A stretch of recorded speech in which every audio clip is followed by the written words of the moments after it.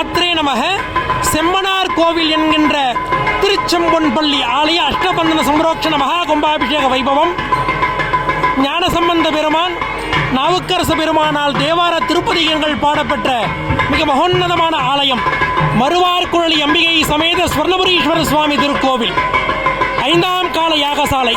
சிவாய நம. திருச்சிற்றம்பலம்.